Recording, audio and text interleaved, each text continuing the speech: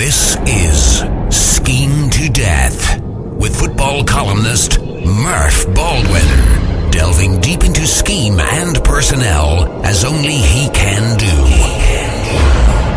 And now, your host, Murf Baldwin. Yo, top Billin villains. What's good, people? Big salutes to all my supporters out there all over the country. People who just be supporting because they love rocking with your boy Top Billin, BKA the Underground King, AKA Mid-Atlantic Murf, BKA Jersey Murf, whatever you want to call me. It's all good, man. Much love to the people out there, man. Shout out to all the people out in Washington State. Shout out to people out in Oregon, Canada, right? Vancouver, Canada. Shout out to all the people out in Alaska, Northern California, man. We have people out in Texas tapping in all over, man. Minnesota, Chicago, even down south. You had people out in Tennessee and Georgia. Big ups to everybody out here on the East Coast. Well, sort of, right? I might have a bone to pick with people on the East Coast, right? But hey, it's all good, you know what I mean? You're able to support, or you're allowed to support whatever team you like, right? Whichever team you like, if that's what you fancy, then do your damn thing. Training camp is upon us, and I thought I'd go over a few things here and there, recap some stuff that was going on here the past days on the channel and everything. But man, training camp here, right? Full blown, I believe, next week. Plenty of teams have it where rookies will report earlier, so some teams might have it to where training camp is on the way right now as we speak. That's hard. Now, I know for fans, they be like, man, it's been so long since we've had football and all that. But listen, for your boy, Jersey Murf, Uptown Murf, Mid-Atlantic Murf, it feels like it, straight up, man, it feels like it came too soon, right? That's what she said. I feel like I haven't had any time to compress because, man, it's a 24/7, 365 job when you're working for yourself in sports media. You know what I mean? You got to continue to do it like that. So I'll take time to compress and unwind. But even that can only go so far. So definitely make sure that you're supporting the grind, baby. We out here grinding. You people are out here definitely being entertained by it, being educated by it. And, you're able to take something away from it. Just make sure that you're supporting the content, right? Make sure you hit that thanks button. Make sure you tip your waiter. You know I be serving hibachi, and you know the whole spiel there. So, all right, the Seattle Seahawks, year one of the Mike Macdonald regime. How does that sound? To me, it's crazy, right, to think about. Now, it's not from something or from you guys, right? Obviously, you guys day in, day out, breathe, eat, sleep, breathe Seattle Seahawks football. Me coming in as a business endeavor, albeit, right, this is year 4 for me with that business endeavor. Not seeing Pete Carroll around or hearing Pete Carroll's name, it's just strange, right? I wish in some capacity he was still in football and still visible because he still has a lot to offer the game, in my opinion. Even in the down years, man, they were still able to have winning records. So think about that. There's some of these teams who would kill to have a winning record, would kill to be on the cusp of the playoffs or make the playoffs. But, hey, that man set it up to where expectations were monumental, and if he was not going to meet those expectations, and it felt a little stale with his age and all that, I thought it was time to move on. I felt like they were going to move on. You had some people obviously pushing back against that, saying, he's a lifer. They'll never push him out the door and all that. That's exactly what happened, man. So to me, that's the mark of a team that's very self-aware. We'll see how it goes with Mike Macdonald. As an assistant coach, he couldn't have gone out and gotten a better assistant coach as far as a defensive mind goes, right? You may have some as great of a defensive mind, or I have shown that, right, with the ability. How can I temper that right there? Now, he is coming from the Baltimore Ravens. The Baltimore Ravens had success way before Mike Macdonald was ever put in any type of primary role. My man, Wink Martindale, obviously you guys know my connection to that team, that city, right? I covered that team. I cover all the teams in the Mid-Atlantic. So, I mean, that first and foremost. I've lived in Baltimore before. I know the plight of that city, right? It's the top 5 worst cities in the country, bar none, right? Baltimore ain't no joke. Don't let them fool you, right? There are parts of Baltimore that is very, very good, and you'll be down a block or two from some straight up the worst you could imagine, bro. So, yeah, Baltimore is everything you can think of and more. Those guys eat, sleep, breathe Baltimore Ravens. It's not like one of these states either, or one of these cities where you also have hockey and soccer. Do they have soccer? No, they don't know soccer. None of that. So it's very much the Orioles. They don't have basketball. Think about that. Obviously, you know what I mean, down in D.C., 35, 40 minutes away or whatever like that. Which used to be the Baltimore Bullets came to Washington Bullets and, of course, the Washington Wizards. So they do have that. But for the most part, man, yeah, Orioles and Ravens, he was entrenched in it, right? So Seattle very much like that, although Seattle does have pretty much every sport that I can think of. But I would say this very much that same fervor. So he's rough and rugged. He's been around that type of defense, man. We'll see how it translates, because the Baltimore Ravens will be great without Mike Macdonald on defense. They were great before him, will be great after him, and definitely were great with him. But he did change some things up. Was able to make tweaks on what my man Wink Martindale was doing. And then before that, Dean Pease and guys like that. So, hey, long lineage of very successful guys that came from the Baltimore Ravens ranks as far as the defensive coordinators go. Most notably, I believe, Marvin Lewis, old Cincinnati Bengals head coach. He had very much some really good years in Cincinnati, but ultimately couldn't really take them where they needed to go. So they're definitely in better hands these days than they were with Marvin Lewis. But your man Mike Macdonald is walking into something special, right? Even if you're just talking about his side of the ball. I mean, you have a team, first and foremost. The first person I would have to name would be Leonard Williams, right? Is that the first person that you would name? Let me know out there, right? When you think about your team in the pillar, the linchpin, who would be the first guy you name, right? Maybe there's multiple guys. Obviously, before it would have been a Bobby Wagner. But I think right now, if people, right, if you weren't familiar with him before, then maybe you don't think that way. But me being someone who heavily follows the New York Jets, someone who heavily follows the New York Giants, is heavily following Mid-Atlantic football. He played for both of those teams, and he was dominant. That is an understatement to me, right? Because he can do so much there. And watching him when he was at the University of Southern California as well. Like, he is the perfect 5-3 technique type that you can play on a reduce, right? You can play him on a reduction, and he can man a one on a sub package. Oh, that reminds me right there. I love it when a plan comes together. I wanted to talk about base packages and sub packages because I think some people get it misconstrued, and I've had some interesting exchanges with some people about that. But yeah, Leonard Williams will be the first person I name. I think after that, man, you can very much name, if you saw how that kid played last year, even though he's a young kid. I think if it were to further his development, be interesting to see what Mike Macdonald thinks of him and what he does with him if he pretty much plays him in the same role.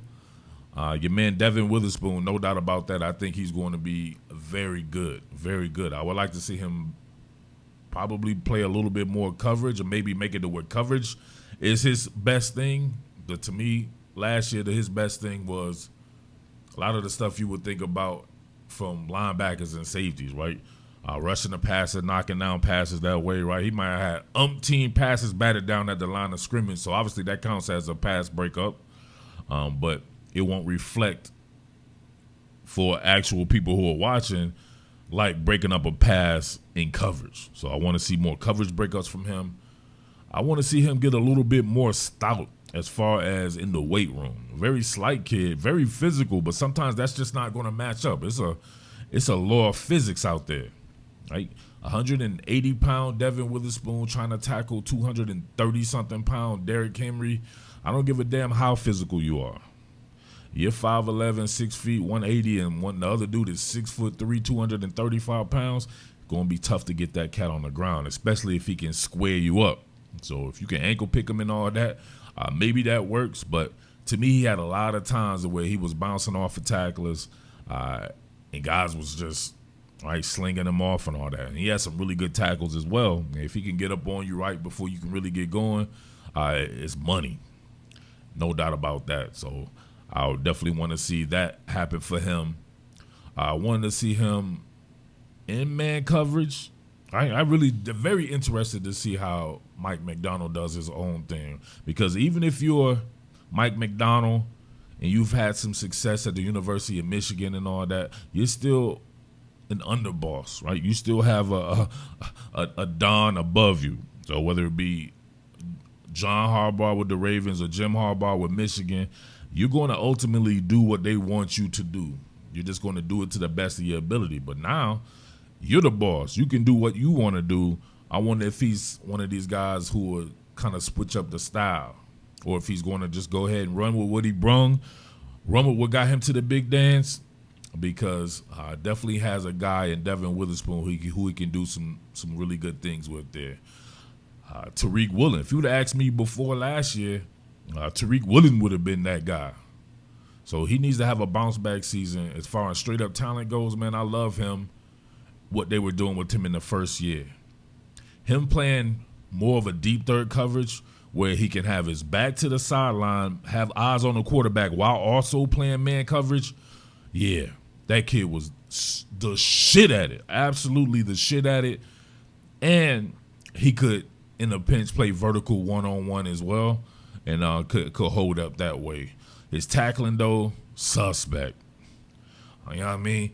At times out there, man, he looked like he wasn't tough at all, right? I don't want to say the S word. It's hard, you know what I'm saying, for me to see people on the internet calling people who play football for a living soft when, you know what I mean, some of you dudes wouldn't throw rice at a Chinese wedding. You would be that scared, right? So calling a football player soft from your Twitter fingers or your X fingers to me is crazy, or in a YouTube comment section and shit like that. But you would definitely have to question, if anything, the technique of how he was trying to get guys on the ground, because, yeah, his tackling was poor.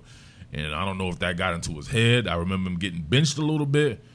But, man, you would see that guy right there really in his own mind and missing tackles where he's just like, damn, am I about to get benched again? So maybe instilling that confidence in him again, getting to where he was, right? If both those guys are at A1 level, that's going to be hell on wheels, because they're flanked by a cat like Julian Love, right? Who I try to tell you, right? You trying to tell me about people who are coming from Jersey out here playing for the Giants or the Jets. Yeah, good luck. You've never even watched those guys play. You dudes be up here, right? You'll get a player, he'll get on the radar by getting on your team or whatever like that. Then you'll go back and do some research. Learning something while it's happening, just a big difference between trying to go back and play catch up. So I knew Julian Love was everything.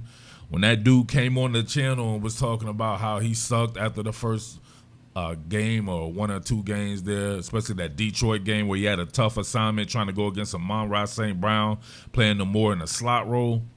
Yeah, that wasn't going to happen, man. You can line him up right now and it still wouldn't happen. That's not going to be his game. But you put him at safety, play him at depth, let him work mid-range.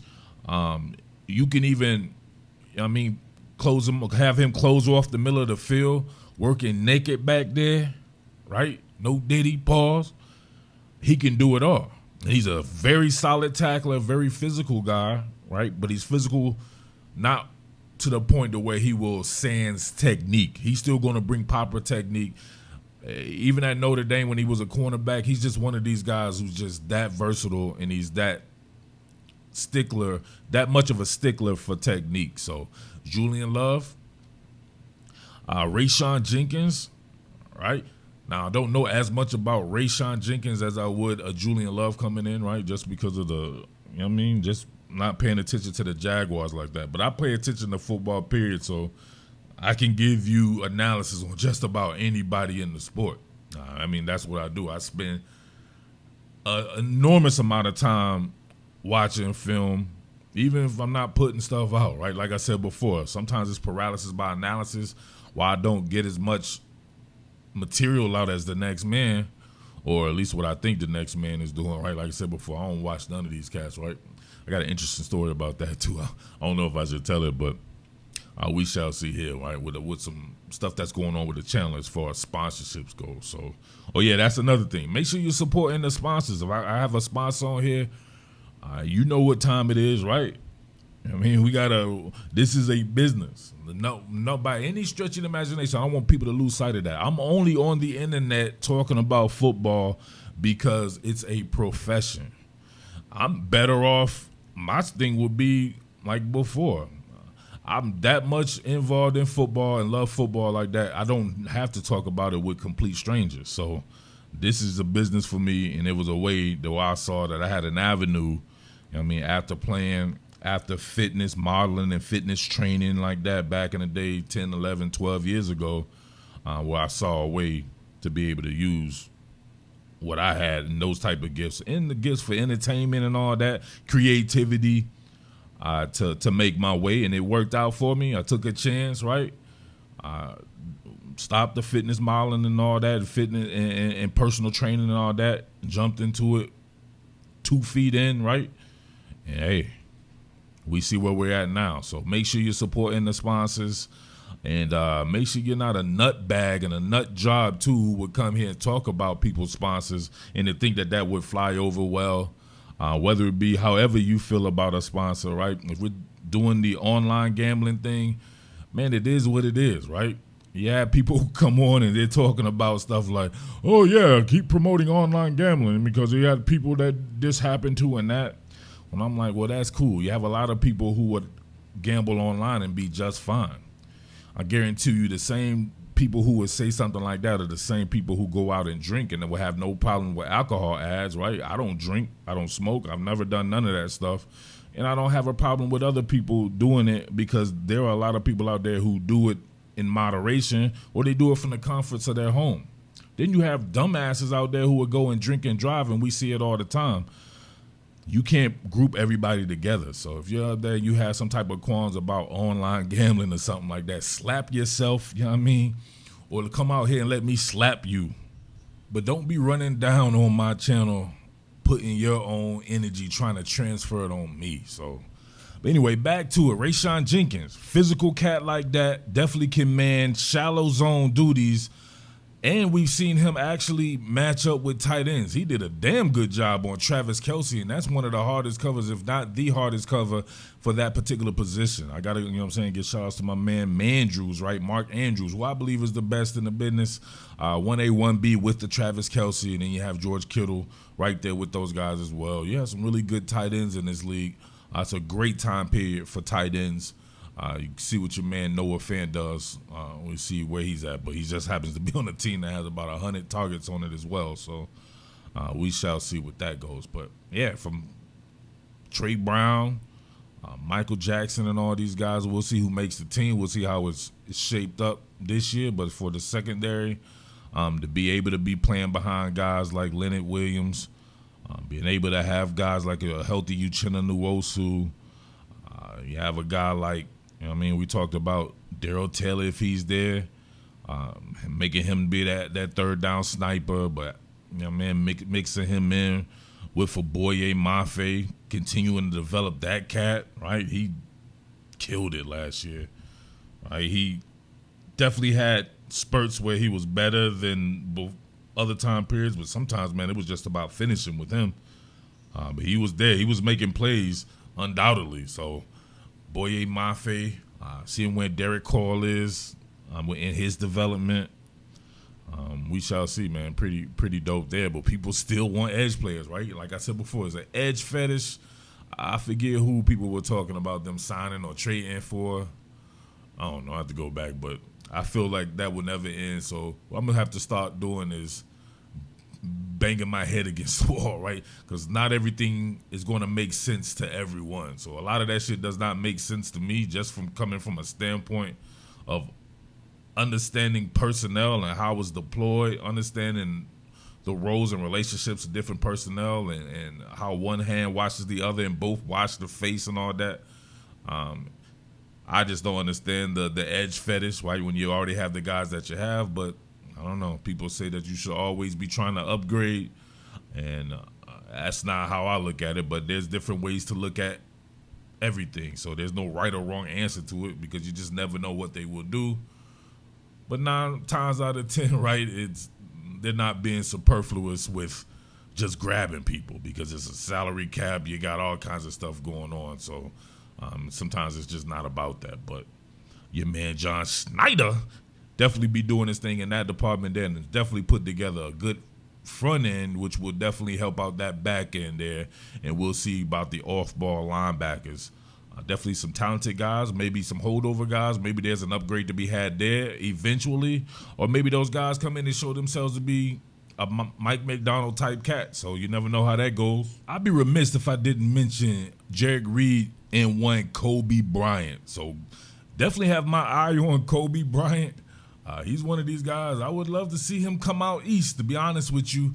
I think his skill set can best be utilized at a safety position. If they don't have a role for him in Seattle, if they can't find a way to get him, oh, man, I don't know. That's tough. That's tough, right? In those nickel situations, I think he could be good depending on, what's asked of him.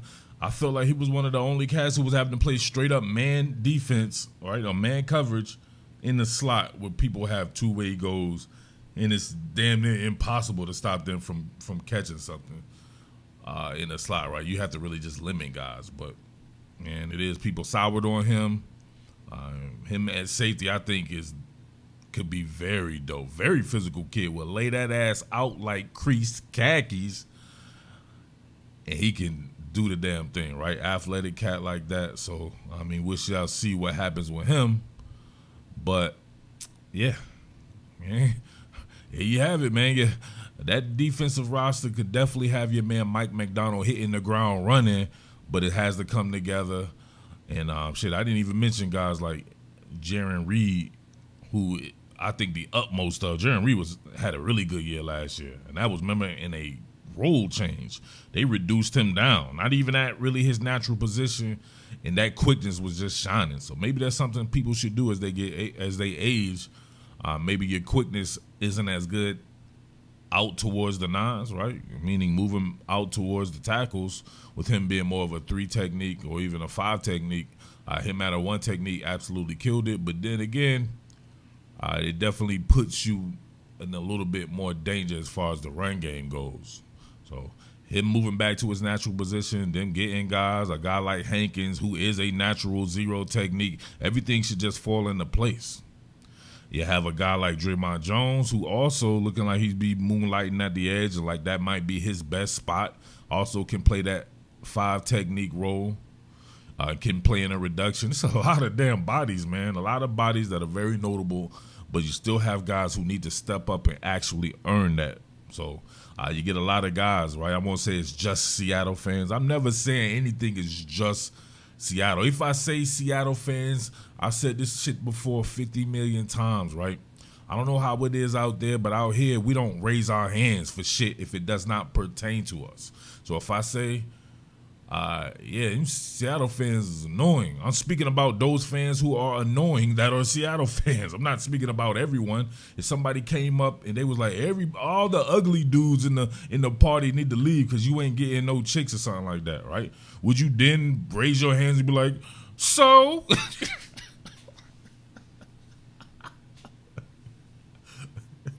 Some of you dudes out there would. Right? I wouldn't. I wouldn't even pay that shit no attention. I'd be on there on the honeys, you know what I mean, still getting it in. So other dudes would be mad about it and shit. Like, they'll let it bother them. Shit ain't going to bother me if it does not apply to me. So, yeah. So keep that in mind. So if I'm saying something, I'm not speaking about everyone. I'm speaking in the abstract. but it applies to who it applies to. If it does not apply to you, don't raise your hand and just shut up, right? It doesn't apply to you. The point I was trying to make was that a lot of people like to take it to the extreme like Vanilla Ice, and they'll be like, we have the best roster, this and that, right?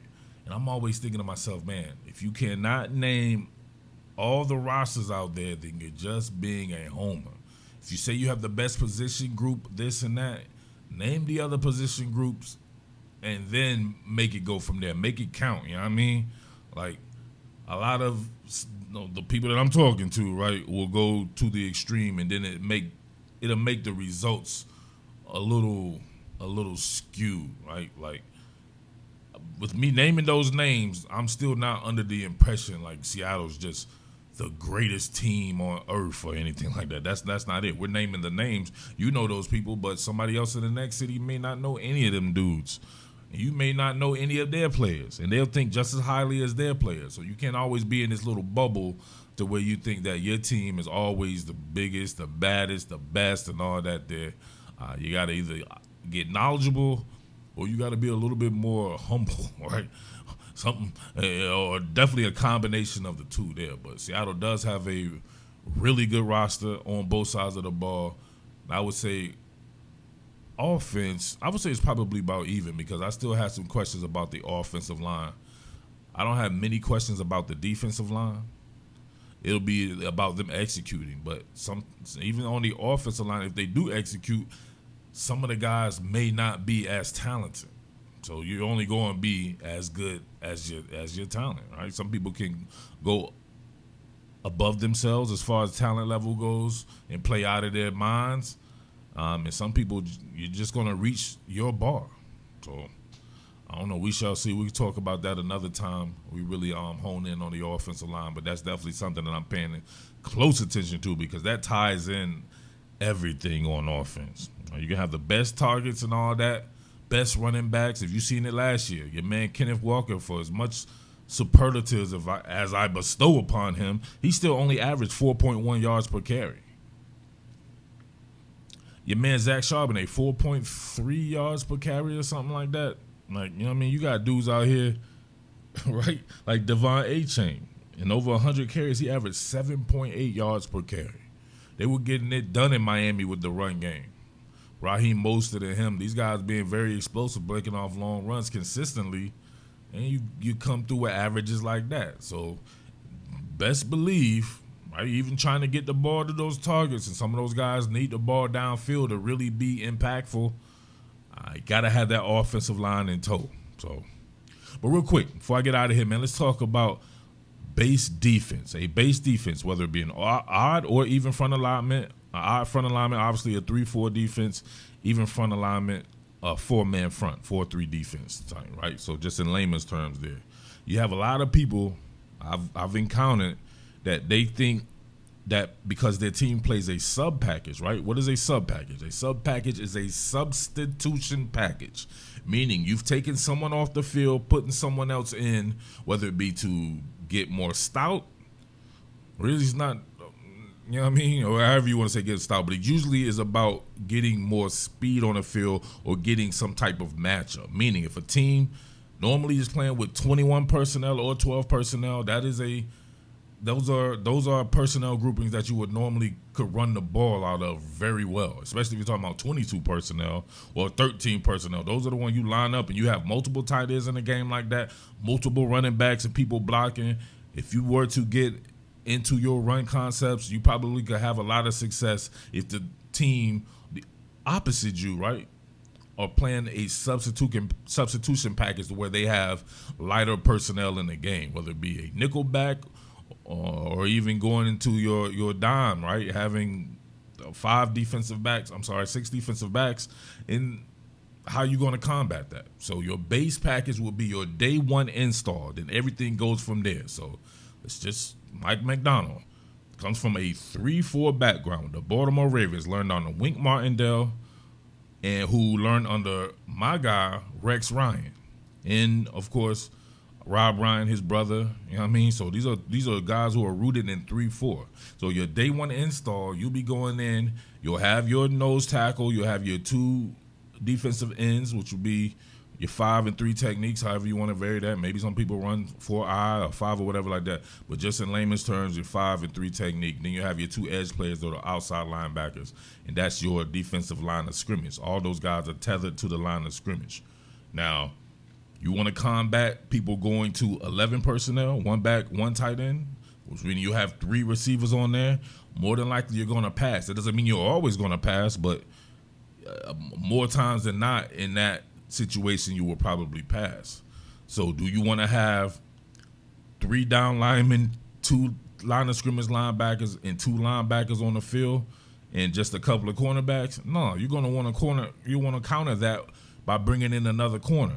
So the only way to bring that in, because you only get 11 guys, would be to take one out and then bring in a corner. So some people get it misconstrued. They be like, all right, we're always working in nickel. So that's our base defense. That's not true. Even if you play it more than you play your day 1 install, your 3-4 alignment, it's still not your base defense. What's the base of your house? The foundation. What is the foundation of your defense? Your core alignment, and everything works off of that.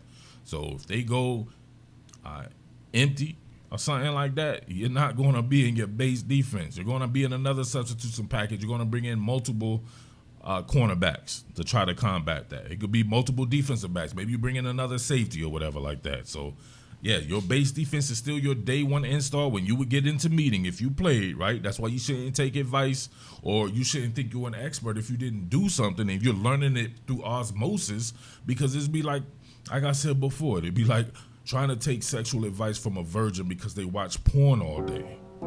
It doesn't make sense. There's only so far you can go with that. So just trust and believe. Your day 1 install, you'll learn that. Even if you don't ever play it again, it's still your base defense, because then if people do jump into a down and distance type, right? Or if you get some of these people who might straight up, like the Baltimore Ravens, sometimes they'll just run it. They'll run it old school on you, right? They'll get Project Pat Ricard out there as a fullback, run with 21 personnel, and force you into a base defense. You wouldn't want to play nickel defense and put a 180-pound defensive back out there. You would want to have your full complements of linebackers and defensive linemen. So they take out normally you would just take out the nose tackle, right? And you would bring in a cornerback. You took out your heaviest player, brought in a light player, you're more athletic there. You're probably able to cover the pass a little bit better and able to rush the passer a little bit better. So stuff like that. So that's my lesson for today right there. But you still going to have people come like, man, it's not the base defense, please. It's not the base. I was watching so and so. Shut up. Shut up. Relax. Don't do it to yourself, all right? With that being said, man, much love to everybody out there, man. Definitely excited for the season to get underway. And I think it's going to be a very fun season. Got some fun stuff going on at the channel as well. Can't wait to reveal some of that, man. Hopefully you guys will support it. And much love to those who do support, because you understand, you know what I'm saying, the business, and you understand what's going on. And you're showing your love for something that, you're going to watch anyway. A lot of people watch in silence, right?